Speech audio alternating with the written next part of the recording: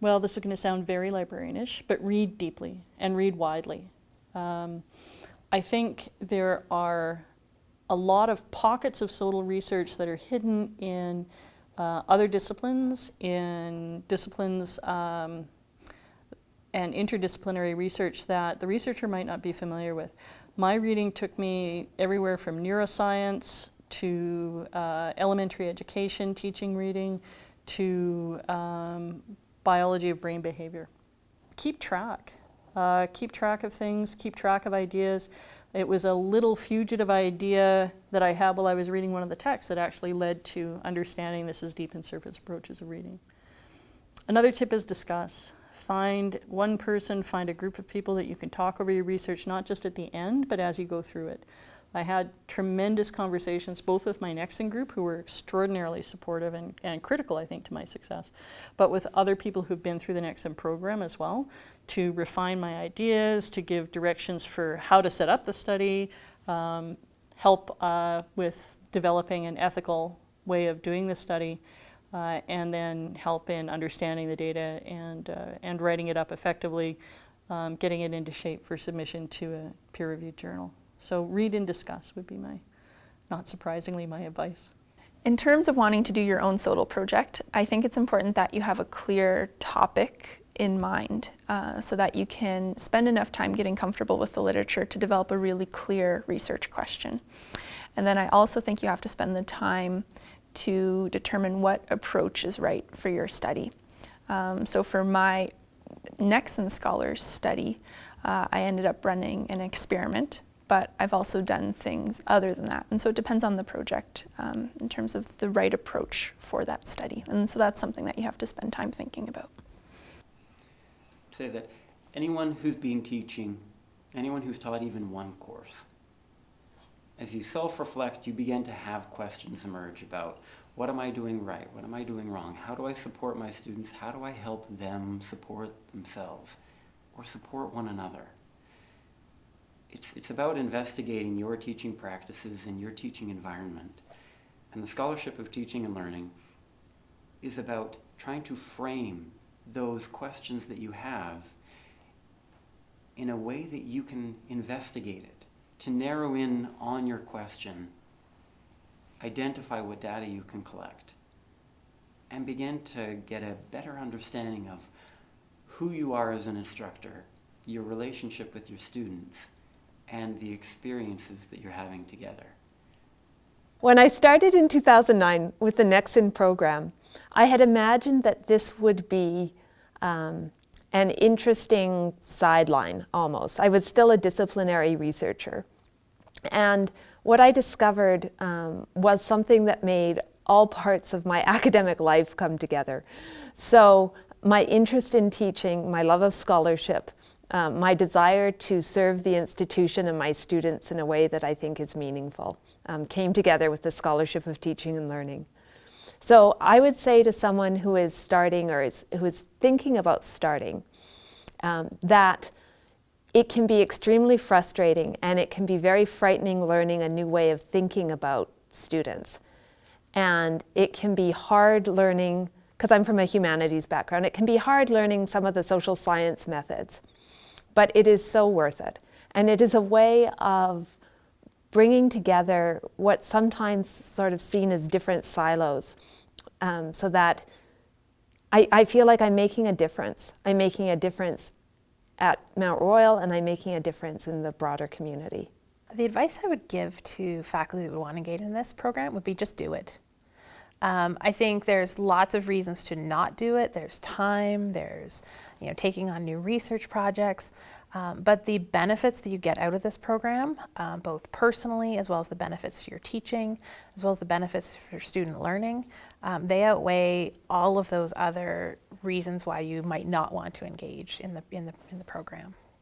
As teachers, we often have a sense or a hunch that something's going well. In the same way, we can often have a pretty good sense of when things aren't going well. And I think all too often we rely on anecdotes to try to explain, well, why is this working so well? Or why does this not seem to be working well? this research, scholarship of teaching and learning research, helps us become a lot more rigorous about what's really going on. There are some terrific resources now, some real leaders in this area of research that provide us with the tools and the ways to design a research project in order to get a little further down the road to understanding what is it that we are doing as teachers? What's happening on the learning side of the equation? And I think SoTL research is really upping the scholarly teaching that I think we all want to be doing. Well, I would say, first of all, have courage. It is possible to learn much more about how our students learn by examining them in class and actually accessing their voices. So yes, have courage. Be prepared to be moved, I would say. Be prepared to love your students, because that's what's come to me. I can no longer look at a class of 30 students and in some abstract way generalize about them and make assumptions about their worlds. I now know that my students are as individual can be, and that many of them are struggling with a kind of personal agenda that is beyond my comprehension. They are themselves very brave for being here. Many of them are persistent and courageous beyond any expectation of what might appear on the surface. So that sea of 30 faces that we see coming into a term, looking all of an age and of a type, is a real cover for profoundly interesting and often very committed individuals who actually do want to succeed and do want to learn something. Unfortunately, they've been through an education system, and we perpetuate it, that turns them into receptors rather than producers of their own knowledge. So I think the opportunity there is to flip the table and to excite in our students their own voice, their own commitment, their own interest in their own education. And then there's really no limit to what can happen. I'd also say be prepared that you will never be the same. You will not be the same teacher as you were before. My strong belief is that you'll be a much better teacher, a much more compassionate teacher, a much more interested teacher, and a much more interesting teacher. But you will never be the same teacher as you were before. So if you think you would enter a SoTL project just for the sake of, I don't know, putting it on a resume, go away. I think that's not what's going to happen. You will be changed. Your teaching will be changed. Your professional career will be changed. And it's like, as they say, a threshold concept. Once you engage in this work, you can't forget about it, and you can't go back to teaching the way that you were. I think that's a great thing, but other people might not find that opportunity for change so interesting or welcoming. Don't be too hard on yourself if you don't have the most perfect question, because essentially if you have something that you're passionate about and you're wanting to learn about how students learn, that's all that you really need in order to be able to kind of come into the program, because you do get the support in how you come to your question. So if you're looking at an aspect of how students learn, if you're frustrated, well, not frustrated, but I guess if you're curious, that's a better question. If you're curious about how students learn in a particular course or a particular concept, and you have a question that you want to look at, I wouldn't be too worried about being perfect about the question, because again, my question evolved. If you're interested, I think in approaching anybody who's involved with SoTL about how they kind of fuel that passion would be helpful. I know that I read lots of articles. I have gone to conferences on SoTL where we learned a little bit about how to create a community practice, because oftentimes when you're an educator, you often feel isolated in that nobody else is experiencing what you're experiencing. And I think that when you're looking at doing research and having conversations about it in the larger Nexen Scholars Program, it helps uncover some of the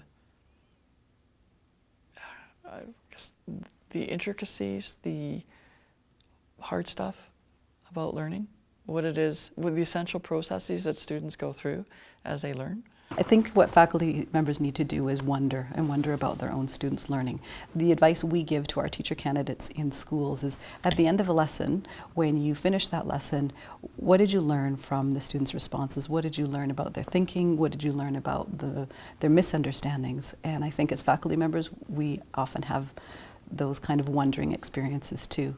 We've assigned a project or assigned some kind of task, and what the students submit isn't quite what we expected, or we recognize that they had some misunderstanding that we hadn't anticipated.